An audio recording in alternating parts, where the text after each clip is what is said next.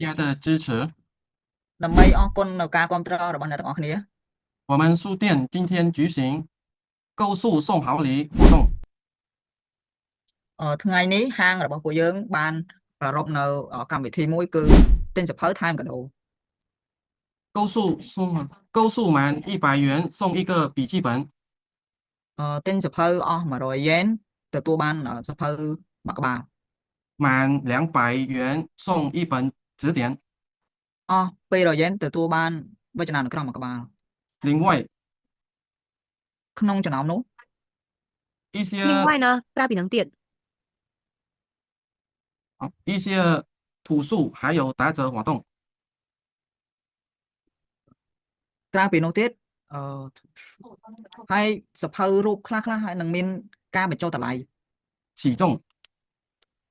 ក្នុងចំណោមនោះ小说7.5折，ប្រឡោមលោកបញ្ចុះតម្លៃ 25% 地图8折，ផែនទីបញ្ចុះតម្លៃ 20%留学考试用书6折。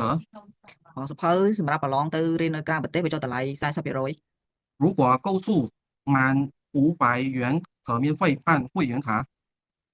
ប្រសិនបើទិញអស់500 yen ទទួលបាននៅកាតសមាជិកដែលឥតគិតថ្លៃ以后购书可打折。បន្ទាប់ពីនោះមកការទិញសៀវភៅនឹងទទួលបានការបញ្ចុះតម្លៃ 20% 今天过生日的朋友和所有的小朋友还可以获得一份小礼物。ថ្ងៃនេះមិត្តភ័ក្តិដែលឆ្លងខួបកំណើតនិងក្មេងៗហើយនឹងក្មេងៗអាចនឹងទទួលបាននៅកាដូតូចមួយ欢迎大家选择购，选欢迎购大家选购。ស្វាគមន៍អ្នករាល់គ្នាមកជ្រើសរើស